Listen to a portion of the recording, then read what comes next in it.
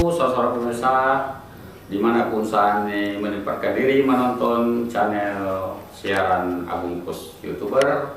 Saya Haim Syarifuddin Basri, sarjana ilmu komunikasi, saat ini sedang berada di ruang Kepala Dinas Sosial Kabupaten Ogan Ilir bersama Bapak Dr. Andes Bahrus Sarip.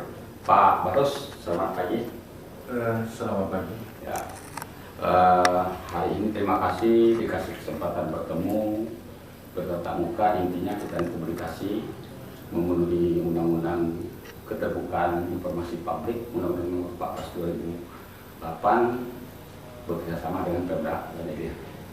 Pak Bahrus Sarip, dinas sosial ini di mana-mana menjadi idola para peminta bantuan.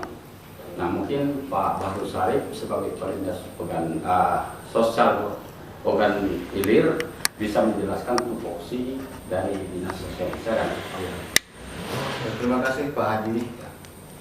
Yang pertama, saya atas nama Kepala Dinas Sosial mengucapkan terima kasih dan penghargaan yang setinggi-tingginya karena pagi hari ini kita dapat berkomunikasi dengan media Agung Pos, yang tentunya media yang tidak kami lakukan dari keberadaannya di Kabupaten Ogan Ilir khususnya dan umumnya di Sumatera Selatan. Tadi sempat menanyakan masalah tupoksi. Ya. Jadi tugas pokok kami selaku Kepala Dinas adalah membantu Bapak Bupati Ogan Ilir dalam rangka memberikan pelayanan kesejahteraan sosial yang ada di Kabupaten Ogan Ilir. Nah, di dalam pemberian pelayanan ini, bahwa dinas sosial itu ada yang namanya SPM, ya, standar pelayanan minimum. Standar pelayanan minimum inilah sebenarnya yang menjadikan tolak ukur, tolak ukur keberhasilan dinas sosial dalam rangka melaksanakan tugas yang diamanahkan oleh Bapak Bupati. Pun juga SPM ini adalah menentukan dan juga indikator keberhasilan Bapak Bupati Ogan Ilir dalam rangka memberikan pelayanan kepada masyarakat. Nah, khusus untuk dinas sosial itu ada 5 komponen SPM. Yang pertama Jamsos, itu jaminan sosial, di mana jaminan sosial ini diberikan kepada masyarakat yang terkena musibah berdampak langsung. Misalkan musibah gempa bumi, banjir, dan lain sebagainya. Kebakaran juga, rumah roboh juga.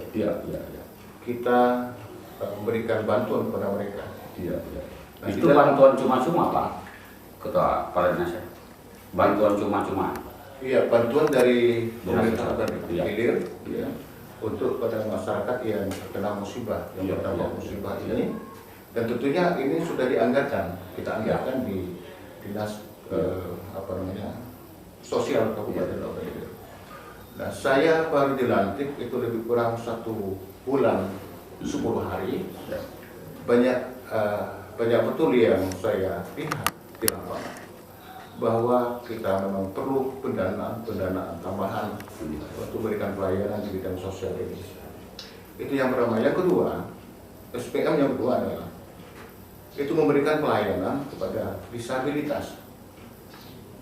Berdasarkan data yang ada di bidang resos, itu bidang rehabilitasi dan sosial, itu lebih dari 2.700 penyandang disabilitas dengan berbagai macam se-Ogan Ilir yang berbagai macam disandang. Misalkan ada yang kaki lumpuh, kemudian ada yang anggota badannya tidak utuh. Ya.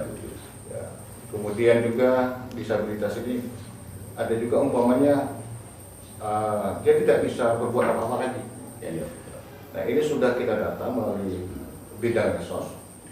Yang kedua, itu ada lansia yang tidak terdaftar ataupun dalam kata lain belum menerima bantuan, baik itu PKH, program PKH ataupun program PPNT. Nah, setelah didata oleh bidang rehabilitasi atau desos ini, itu Pak Haji 6.000. Wow. Se-Kabupaten Banjar Yang baru. lansia. Ya. Iya. Yang Pendataan baru. 2021 ini. 2021. Nah, saya menghitung mereka-mereka yang harus kita berikan bantuan karena belum menerima bantuan dari pemerintah program tadi seperti PKH dan BPNT. Saya mencoba mengkalkulasikan berapa betul dana yang dibutuhkan. Setelah saya rancang 6.000 ini umpamanya kita samakan dengan penerima BPNT, artinya 200.000 per orang. Kalau 6.000 artinya 1,2 miliar dana yang dibutuhkan. Sedangkan dana itu per bulan 200.000. Tidak, kita satu kali berikan bantuan. Satu kali bantuan. Satu kali bantuan. Per tahun ya? Iya. Enggak. Jadi per anggaran. Ya di per tahun itu. Ya. Nah, kalau seandainya dana ini 1,2 M, ini memang banyak lagi ya. Jadi, apakah kita siap untuk berikan bantuan seperti itu kan? Tetapi yang jelas, untuk dana mereka ini sudah kita. Ini bantuan, ini dana apa ini namanya? Bantuan apa ini namanya? Yang 6.000 fasilitas. Bantuan lansia, lansia di atas 70 tahun. Iya. Lansia di atas 70 tahun itu nanti kita akan berikan bantuan paket sembako. Tapi mereka ini tidak overlapping dengan bantuan-bantuan yang lain. Tidak ada. Jadi mereka ini sudah sama sekali memang belum dapat bantuan. Belum dapat bantuan. Jadi tadi saya sampaikan bahwa mereka ini tidak mendapatkan program PKH, tidak mendapatkan program BPNT, dan juga tidak mendapatkan program BLT. Jadi mereka ini memang pantas untuk mendapatkan. Iya. Itu hasil daripada survei langsung dari tugas kita, karena juga ada kita LKS, Lembaga Kesejahteraan Sosial. Mungkin itu temuan juga saya lihat pada dinas sosial terakhir ini rajin ke lapangan. Mungkin salah temuan itu juga, salah satu temuan. Iya, ini adalah memang tugas kita. Kebetulan saya ini Pak Haji ya dari UNSI kita satu alma mater, dan juga saya juga program studi PLS, jadi sangat bersentuhan dengan yang namanya pekerja sosial atau welfare society katanya kemarin itu seperti itu. Jadi alhamdulillah dengan bekal-bekal itu kita tahu ya, dan itu memang beberapa kali saya turun itu melihat langsung, itu memang keinginan Bapak Bupati Ogan Ilir bahwa kita harus turun langsung, harus tanggap. Jadi masalah surat laporan desa ini ada rumah roboh atau kebakaran dan sebagainya. Kita tidak harus menerima laporan secara formal. Misalkan laporan dari kepala desa dan sebagainya. Artinya laporan lisan saja bisa digunakan, kita langsung turun memberikan bantuan. Artinya turun untuk membuktikan apa memang benar. Langsung itu ada tagana kita. Tagana kita yang tanggap 24 jam siap memberikan bantuan kepada mereka yang terkena musibah. Nah, kembali pada administrasi ataupun suratnya itu bisa menyusul. Jadi bisa menyusul, artinya orang yang terkena musibah secara langsung dia merasakan ada perhatian dari pemerintah. Artinya dinas sosial saking tanggapnya masalah administrasi itu bisa disusul. Bisa disusul. Bukan berartinya persyaratan utama harus administrasi lengkap yang kalau macam di rumah sakit kan dia harus ada. Biaya dulu misalnya ada surat-surat dulu. Kalau ini tidak. Bisa. Coba kalau kita umpamanya Pak Haji menunggu secara formalitas atau administrasi lengkap. Sedangkan umpamanya kejadian hari ini. Bisa 4 hari lagi baru ada bantuan. Iya. Sebelum kita bantu barangkali ada yang media-media yang nakal kan, yang tidak bersimpati dengan kita. Bisa saja mereka mengorek dan sebagainya. Kejahatan itu sudah kita. Nah, oleh karena itulah saya mendapatkan saran Pak Bupati dan memang betul itu setiap kejadian kami harus tanggap langsung memberikan bantuan ke mereka. Oh, artinya pernah diberitakan juga yang negatif karena terlambat mungkin, bukan tidak dibantu. Mungkin masanya karena masih pendataan kan. Betul Pak Haji. Jadi beberapa waktu yang lalu, jadi ada pemberitaan yang negatif, bahkan sangat negatif. Padahal sebenarnya sebelum pemberitaan itu kejadian di Pemungutan, rumah yang katanya diam atau bertempat tinggal di kandang ayam, samping kandang ayam. Itu sebenarnya kejadiannya bukan seperti itu. Iya, iya. Jadi rumahnya itu kecil, memang kecil, di bawahnya dia melihara ayam. Iya, iya, iya. Nah, ayam di bawah ini kalau ada bapak-bapak itu. Iya, Ya, fotonya saya. iya. Ya. Kalau malam hilang, dicuri. Akhirnya dia takut curi, akhirnya ayam itu dimasukkan dalam karung. Iya, iya. Ditaruhlah di rumah, digantung. Pak Dinas, kita memberikan bantuan langsung itu berapa hari dari survei kita membuktikan bahwa itu benar? Data. Cukup 1 hari. Cukup 1 hari. Berarti 1 kali 24 jam itu sudah aksi Iya, sosial. sudah aksi sosial, sudah Iya. aksi sosial. Artinya aksi sosial yang kita lakukan dari dinas sosial atas Iya. saran dan Iya. bimbingan Bapak Bupati. Iya.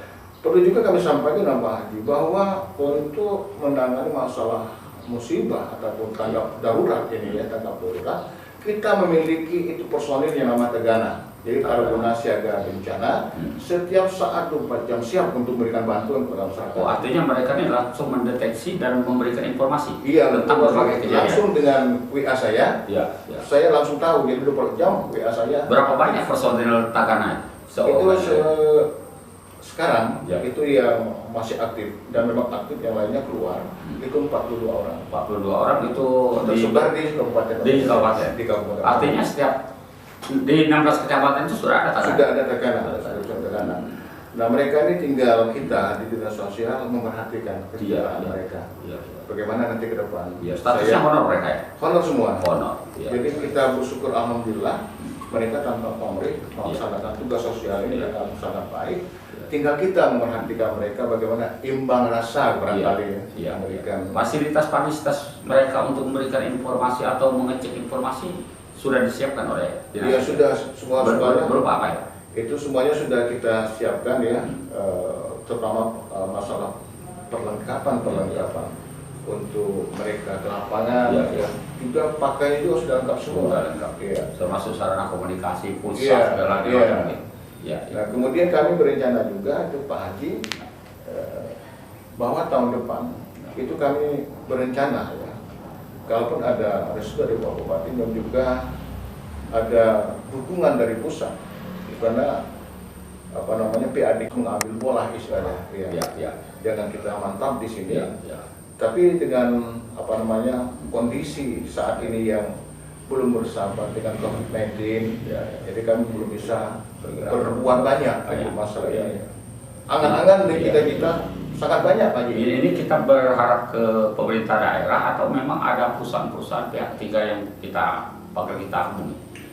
Yang pertama kita mengharapkan bantuan itu dari pusat, karena situ banyak dari pemerintah, Kementerian Sosial, termasuk yang kita sebutkan di Tagana. Itu nanti Tagana ini berkeinginan saya dan kita itu seperti BPBD. Jadi ada posko setiap hari dengan diberikan fasilitas.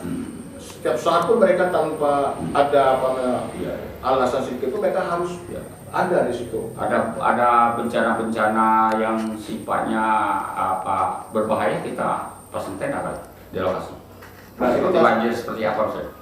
Sudah semua. Jadi itu kita barangkali kalau Haji ingat pada tahun 2010 itu yang pertama sekali di Sumatera Selatan itu didirikan kampung siaga bencana di desa Sungai Rasau, Kecamatan Pemulutan. Kebetulan waktu itu saya jadi camat di sana. Waktu itu. Pak Kepala Dinas Sosial di Ogan Hilir ini menurut catatan kami itu ada 100 lebih perusahaan yang bergerak di bidang industri, termasuk beberapa BUMN. Apakah ini ada sumbangsi mereka terhadap kita atau bagaimana kita untuk menjemput bola pada mereka? Ya, terima kasih Pak Haji. Jadi ini sebenarnya masukan yang sangat berharga sekali bagi kami selaku kepala dinas. Di mana pada saat ini setelah kami dilantik dan bertugas di dinas sosial, itu belum ada yang namanya perusahaan ataupun usaha yang bersifat itu memberikan CSR kepada kita. Tetapi kami akan mencoba nantinya mendekati perusahaan-perusahaan untuk mintakan bantuan, paling tidak paket. Insya Allah paket-paket seperti Bank Sumsel misalnya kemudian ada juga PT Arwana dan sebagainya. Itu nanti kita suruh Cinta Manis, Cinta Manis. Itu yang jelas umpamanya tadi ada yang kita berikan kepada lansia tadi disabilitas. Kemudian berapa paket mereka memberikan bantuan. Dengan adanya bantuan mereka, perusahaan-perusahaan ini yang swasta Pak Haji, itu ada rasa memiliki di kabupaten Kota. Dan mungkin itu satu dari mereka harus prihatin juga dengan COVID-19 ini. Iya betul. Karena anggaran semua betul. Iya. Gitu. Apalagi yang namanya COVID-19 itu segala bidang itu Pak Haji ya, itu terganggu. Apalagi kehidupan masyarakat yang notabene kita ini masyarakat petani, maka sangat tertekan masalah ekonomi. Ya, Pak Bahrul Salim, kalau dulu dinas sosial ini juga memberikan bantuan-bantuan dan pelatihan-pelatihan kepada remaja yang putus sekolah. Ini sekarang masih ada? Itu sudah tidak ada lagi. Sudah tidak ada lagi. Tapi kita masih ada program, namanya ada anak terlantar. Anak terlantar itu bidang rehabilitasi. Itu ada pendataan di kami. Itu lebih kurang berapa? 250-an lah itu ya ada. Ada rumah singgah Pak? Nah rumah singgah saat ini kemarin itu dari pemerintah lama. Yaitu kantor bekas yang lama, pendalaman situ termasuk ya. Nah saya lihat rumah singgah itu tidak memenuhi persyaratan, belum memenuhi persyaratan. Jadi secara umum persyaratan apa maksudnya? Yang pertama fasilitasnya nyaman. Kedua tata letak ruangnya cukup baik. Karena yang kita masukkan ke sana singgah di sana orang-orang yang lansia, orang-orang yang penyandang sosial. Nah ini ada sedikit yang ini juga Pak Haji. Jadi masyarakat ini di luar, masyarakat luar itu menginventarisasi rumah singgah ini seperti kita jalan-jalan. Betul. Pengertian mereka. Oh rumah singgah kalau kita jalan-jalan ke Indralaya, kita singgah dulu sebentar. Ada rumah singgah. Padahal bukan begitu seharusnya. Bukan begitu harusnya. Ini untuk mereka-mereka yang terlantar. Mereka-mereka yang penyandang disabilitas lansia. Jadi itu tempat kegunaan rumah singgah. Termasuk mungkin anak-anak remaja yang terlantar. Remaja yang terlantar. Termasuk remaja terlantar. Termasuk juga anak-anak miskin, yatim piatu. Tapi di Indralaya kan ada ada tempat rehabilitasi milik Pemda Sumatera Selatan. Itu statusnya bagaimana? Hubungannya dengan dinas sosial? Jadi sekarang ini untuk rehabilitasi seperti panti-panti itu sudah dimiliki oleh Sumatera Selatan. Jadi kita tidak ambil alih di situ, tapi semuanya istilahnya kembali dari sektornya Sumatera Selatan. Tapi kita tidak bisa menggunakan misalnya itu. Kalau kita fasilitas mereka bisa kita menggunakan dengan kerjasama, insya Allah bisa enggak. Tapi sekarang sudah terjadi kerjasama untuk bisa kita menggunakan. Ya sudah dengan panti pertama di panti rehabilitasi ini kita sudah bertemu kemarin. Baik beliau masalah rehabilitasi, masalah masalah pemberdayaan sosial.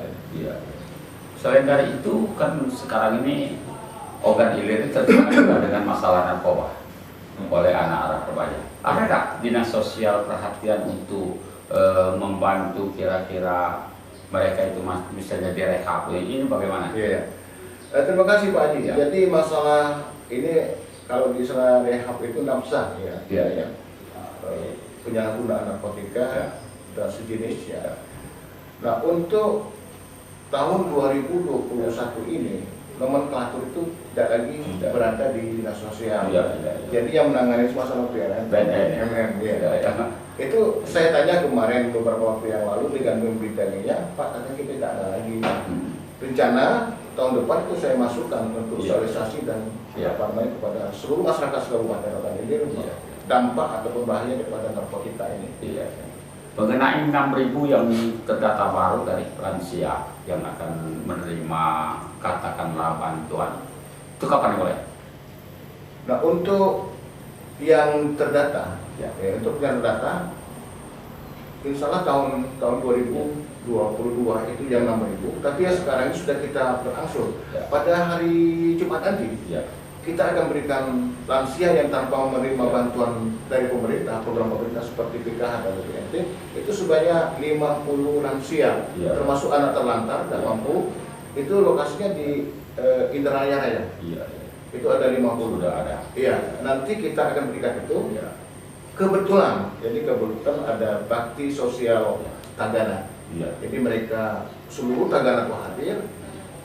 Jadi sebagai buah tangan kepada masyarakat, ya, terutama masyarakat yang penyandang sosial ini kita berikan bantuan. Terkait dengan BRT, ada e-warung, ada PKH, ini bagaimana perjalanannya sekarang? Nah, untuk PKH, ya, itu kemarin kami mulai tanggal 1, ya, kita turun langsung, saya yang memandoi, ya, memberikan sosialisasi, verifikasi dan validasi data kelayakan penerima bansos. Itu SK Menteri Sosial Republik Indonesia nomor 13 tahun 2020. Evaluasi artinya pada tahun lalu. Jadi evaluasi artinya begini, ya. Jadi yang umpamanya desa A ini, ya, umpamanya mendapatkan 20 misalkan 20 orang. Nah, mereka itu menseleksi masih cocok apa tidak menerima itu. Iya. Iya, iya. Nah, yang sekarang ini menjadi persoalan sebenarnya. Iya, iya. Jadi kepala desa, pemerintahan desa itu berat untuk mengeluarkan mereka karena mereka kayaknya ada berkepentingan. Sementara mereka juga tidak menyadari bahwa itu bukan hak mereka lagi. Hak mereka lagi. Ya. Ada tanda-tanda khusus di rumah, kan dulu kan ada tulisan. Ya. Ini penerima. Ya, ya. Sekarang masih tidak terpakai. Itu belum ada. Memang di OI belum ada. Ya, ya. Tapi saya berkeinginan sebenarnya, ya, penerima PKH ataupun BBM, ya, itu di rumahnya dipasang stiker seperti 5x5, ya, umumnya 5 in lah. Ya, jadi pengadilannya pengadilan masyarakat nanti. Iya, masyarakat. Pertama secara emosional, secara pribadi dia sudah kena efek. Kena efek, betul. Umpamanya dia sudah mampu, dipasang stiker, ya, aku keluarga miskin. Iya, barangkali dia malu dengan hal itu. Iya. Itu kira-kira barangkali itu sampai terdapat. Iya. Itu sebenarnya sudah saya ancang-ancang dengan biaya sekian ini. Iya. Tapi saya akan berkoordinasi dulu dengan Pak Bupati, apakah beliau menyetujui atau tidak. Kalau seandainya beliau menyetujui, maka saya akan mencetak stiker. Itu efektif saya kira untuk menjaring yang benar-benar kena. Iya. Barangkali Pak Haji juga tahu bagaimana keadaan di masyarakat. Ya. Ada berkepentingan masyarakat. Betul. Padahal sudah jelas, ya, yang menerima itu ada 11 poin. Ya, 11 poin. Ya, 11 poin. Ya. Ya. Tapi di antara 11 poin mereka karena ingin mendapatkan dihilangkan beberapa poin itu kadang-kadang 5 poin dihilangkan. Ya. Yang penting dapat. Ya. Ya. Memang itu adalah seperti sebuah simalakama kayaknya kelurahan ataupun desa masalah PKH. Ya. Nah, untuk PKH kita tahun ini itu mendapatkan bantuan 22.220 tambahan. Tidak, bukan, itu seluruh yang seluruh, ya. Ya.